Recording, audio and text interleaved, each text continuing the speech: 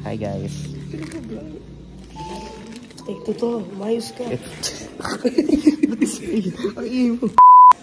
Hi guys. Look who I'm with. Hindi ko siya kilala. I don't know his name. But it's day 3. And you know what that means. Amazing Race. Dapat hindi ka muna sumagot.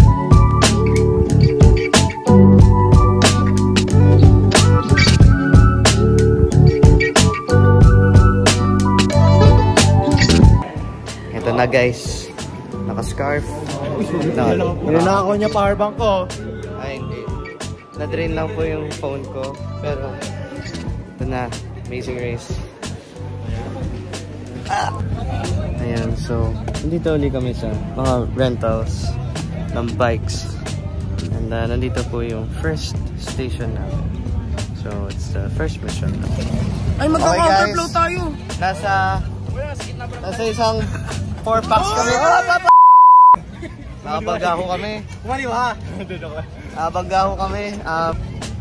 Excuse me po. Mas kailangan natin 6 laps. Medyo mabigat-bigat po yung ating mga paa. Ops. Sorry po. Wala tong side mirror eh. Wala pong side.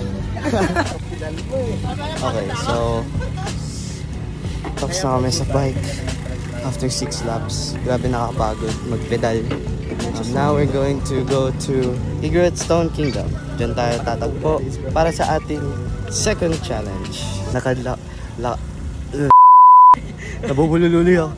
Maglalakad uli kami papunta sa ating second station. Ayan, so dito ngayon tayo sa Igorot Stone Kingdom.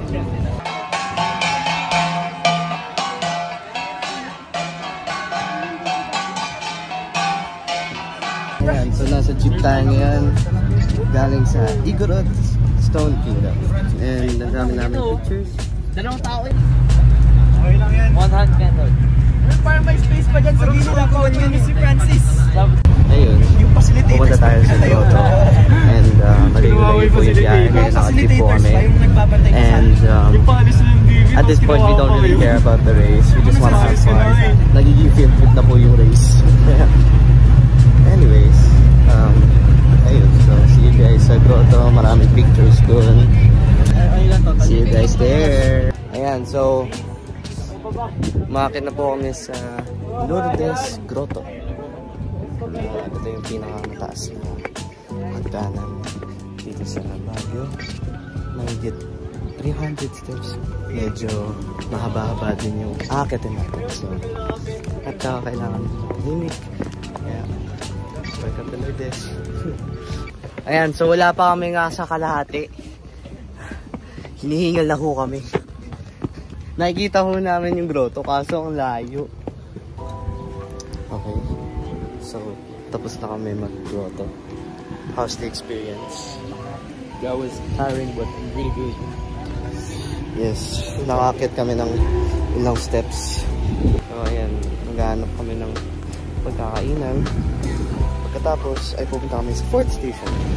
Ayan. So, kakababa lang namin sa jeep papuntang Botanical Garden, pero nag-stop over muna kami para kumain ng lunch dahil pues alas 12 na, so we stopped for lunch at pupunta kami sa McDonald's para mag-lunch. Ayan, so hindi pala kami pupunta sa McDo, pupunta pala kami sa SM Baguio. And ito yung pinakaunang mall ata na pupunta namin today. So, yun. Kakain kami dun. So, see you there. Okay, so kakatapos lang namin kumain. Ano kinain mo? Pizza. Sparrow. So unhealthy. It had pineapples in it. I ate sandwich. May gulay. Yeah. Gusto mo? Tinapay lang at karne. Bumili din siya ng cinnamon. Gusto mo? Yeah. No. Okay, so now we're going to Botanical Garden. And maglalakad uli kami. Okay. Uy ka lang? Yan, sa vlog natin dyan. To. Anyways, nandito tayo ngayon sa Jusa Tani. What? Yes, nasa Makati na tayo. Finally, we're back in Don Bosco. We're back in Don Bosco. Joke lang. Nasa saan tayo? Wala na. No sense of direction. Oh! Nandito po kami sa Baguio Botanical Garden. Yes. And bibili pa lang kami ng ticket. Pero tingnan nyo, ang haba ng pila. Daming tao. Ang daming tao, di ba? Ang daming tao. Puro halaman naman dito sa garden to. Yeah, it's just a garden. Who am I here with? Sabi ko, who am I here with?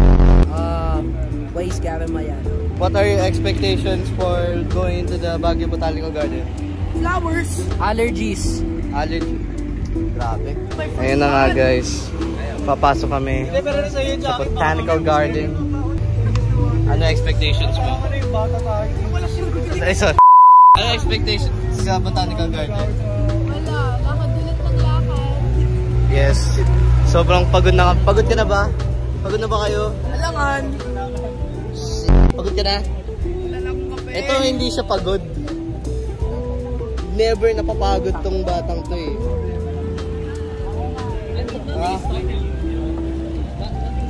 Okay. Hi guys. So, hindi namin makahanap yung camp master namin. Or like, we don't know what to do here. So, nakatambay lang kami dito. Ano to? Ano to? Hi guys. Ano yan? Welcome to my vlog again. That's all! Laki mo, hindi yan, ikaw ang natakot. Small things can make big impacts. Ano yung sabi sa Renzo? Tama naman eh. Diba? We live in a big universe. May nagtanong sa akin dati, how can a worm make a difference to whole environment? Na siya.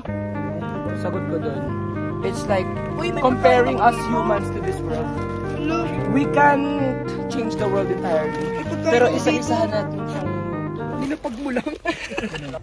You can make a big impact. Yes! Of course. Hi guys!